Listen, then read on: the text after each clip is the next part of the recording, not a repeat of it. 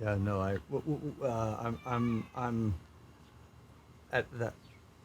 It's broad, right? It's a huge issue for me. It's something I've committed a tremendous amount of my personal, professional life to. So Yeah. I'm Why is that? Why is it a huge issue for you? well, you know, as a white person, um, I I didn't grow up with any unusual.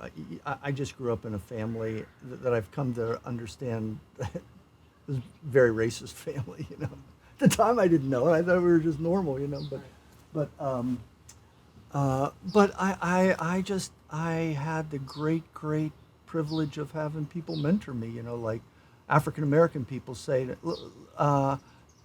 Hard to imagine looking at me now, but in college I was a basketball player, and I had a couple teammates who were African American, and we had a lot of classes together and hung out together, and they were just really patient, you know, and they would sort of. I had a youth group leader when I was in high school who would drag us to things, you know, to get us outside of our comfort level, and then just as I moved into my professional life, it seems like I've always had people that are people of color that are willing to help me take the next step, see the next level of racism inside of me, and help me understand how to make positive steps, you know, so that I don't just get paralyzed by guilt and all that sort of stuff. So I've just really been fortunate to have those kind of voices speak into me a lot, and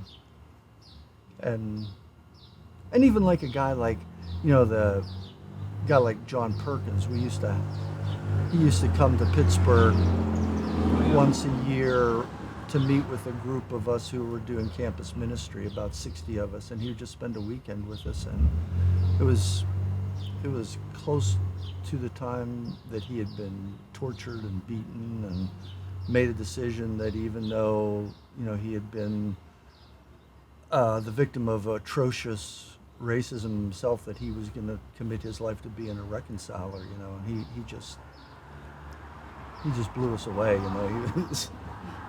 He was a profound guy for us at that point. So.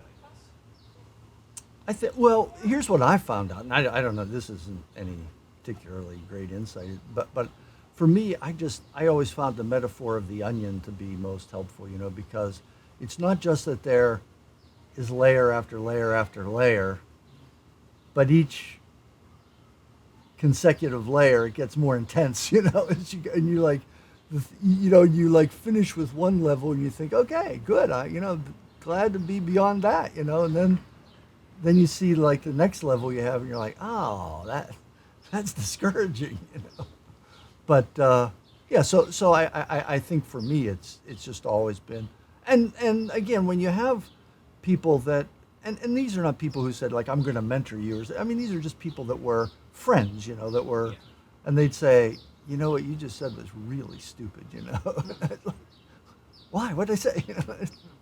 Well, here, this is how it sounded to me. Like, oh no, I didn't mean to say that. You know? Yeah. Well, well, for me, I don't know what layer of onion I'm on. What advice would you give me to peel back layers?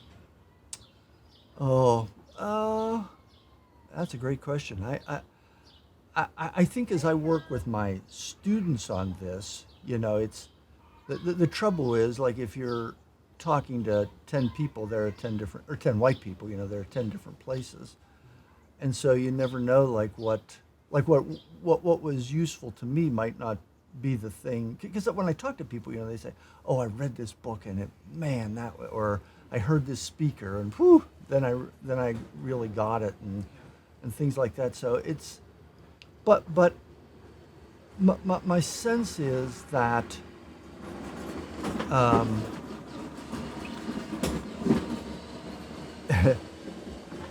That's so funny.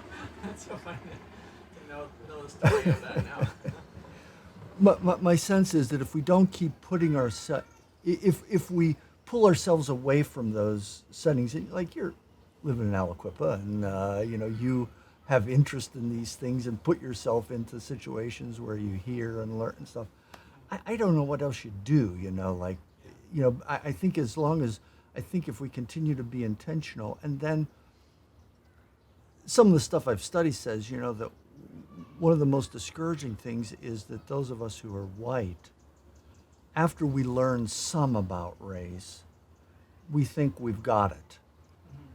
And then we sort of become more recalcitrant than we were before because we think oh yeah, I have a friend who's black, or I had a roommate who was black, or, I read this book or something. I've got it, I'm invincible.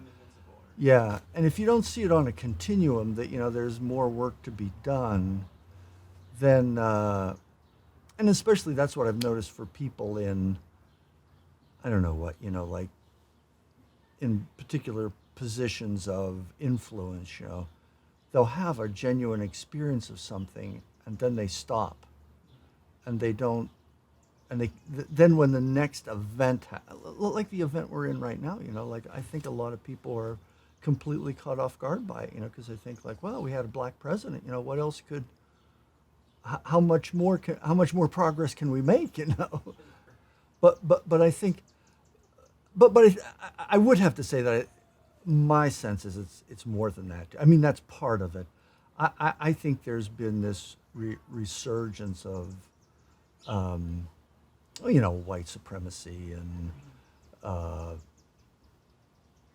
racism that is frightening, and so but I think there's a lot of people of goodwill who just don't understand that there's more work to be done. And so in that instance, when they say like, no, I'm done. I worked on, I read that book. I work with a black guy and we're good, and stuff, and when they don't get beyond that, then a situation like this, just becomes, it's impossible to understand it. But it seems to me that we have these tapes that play that we never question.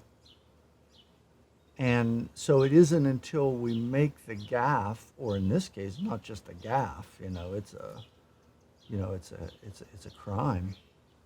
The issues of white privilege and white supremacy, if not in the KKK sense, but in the privilege sense, that they're just deeply ingrained in us, and if we don't take some intentional action to try to come to grips with those and think about them and work on them, then they just, when we're in those intense situations, they just reignite.